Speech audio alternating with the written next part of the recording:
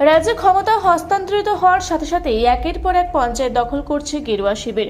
ভোটাভুটির মাধ্যমে তৃণমূল পরিচালিত অনেকগুলি পঞ্চায়েত ইতিমধ্যেই বিজেপির দখলে গেছে। তার অন্যথা হলো না বাঁকুড়া 1 নম্বর ব্লকের অন্তর্গত জগদুল্লা 1 নম্বর গ্রাম পঞ্চায়েতও। তৃণমূল পরিচালিত পঞ্চায়েত ভোটাভুটির মাধ্যমে গেল বিজেপির হাতে। প্রসঙ্গত গত 23-এর পঞ্চায়েত নির্বাচনে 14 আসন বিশিষ্ট জগদুল্লা 1 নম্বর গ্রাম পঞ্চায়েতে 7টি আসন পেয়েছিল তৃণমূল কংগ্রেস, 6 আসন বিজেপি ও 1টি আসন জয়লাভ করে নির্দল প্রার্থী।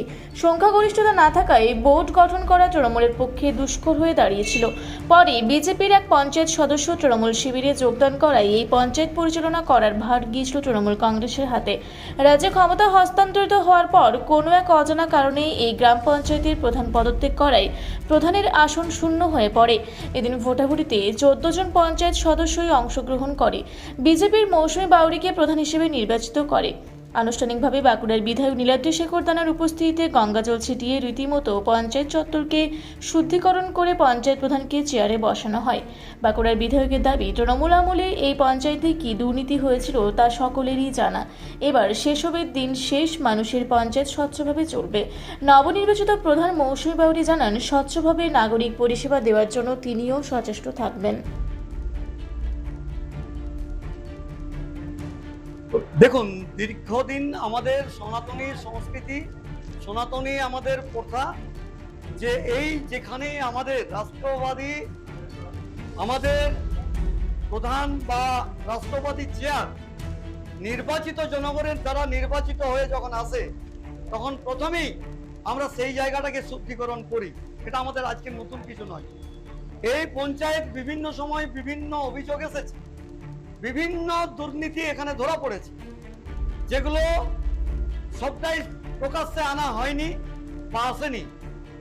যেখানে যা আছে অভিযোগ, দুর্নীতি, সবটাকে একেবারে পবিত্র মা গঙ্গার জল ধরে নিয়ে এসে একদম সেই বাড়িধারা ছিটিয়ে ছিটিয়ে আমরা এই প্রধানকে আজকে চেয়ারে বসালাম। এটা আমাদের দায়িত্ব এবং কর্তব্য। আমরা তো সবাই সনাতনী নাকি?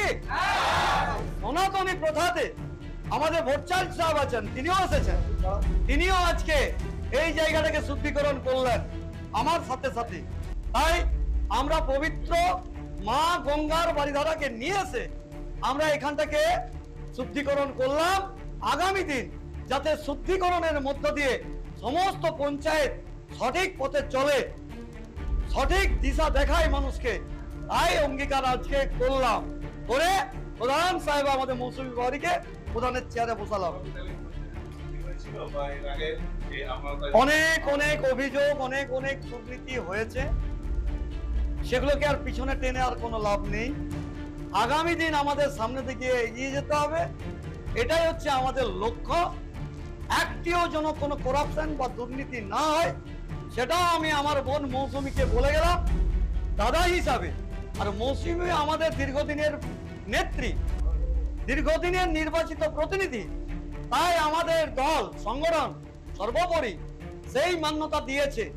আমি উপরের নির্দেশ মোতাবেক, আমাদের সংগঠনের উপরের নির্দেশ মোতাবেক আমাদের পুরনো কার্যকর্ত্রী হিসাবে তিনি ছিলেন এখানে সভানেত্রী মণ্ডলের, তারপরে পঞ্চায়েতের বিরোধী দলনেত্রী, তারপরে তিনি বর্তমানে এখানে সদস্যা।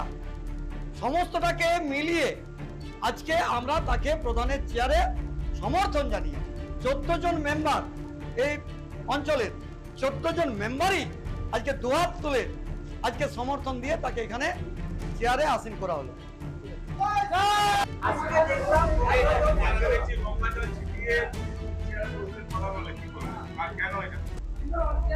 আমরা সনাতনী ধর্মের ভক্তপুকে, আমরা সনাতনী ধর্মকে সঙ্গে নিয়ে চলি।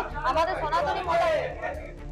সনাতনী মতভেদ বলে যে কোনো জায়গায় আপনি কোনো শুভ কাজে, কোনো ভালো কাজে, আমি জনগণের সেবা করতে আসছি, কাজে আমি একটা শুভ কাজে এসেছি, সেই জন্য আমাকে গঙ্গাজল ছিটিয়ে আজ আমার সনাতনী ধর্ম হিসেবে আমাকে এখানে চেয়ারে বসে দিয়ে গেলেন।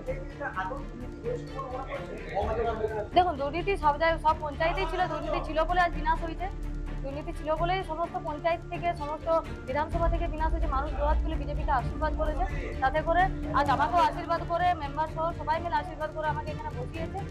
আমি চেষ্টা করব যে এখানে দুর্নীতি মুক্ত পঞ্চায়েত করা। একদম আগামী দিনে স্বচ্ছতার সঙ্গে সবাইকে সঙ্গে নিয়ে কাজ হবে, জনগণ দেখতে পাবে আমাদের কাজ। মৌসুমী গাঁও। বাঁকুড়া থেকে মানিক কর্মকারের রিপোর্ট, রূপসী বাংলা মিডিয়া।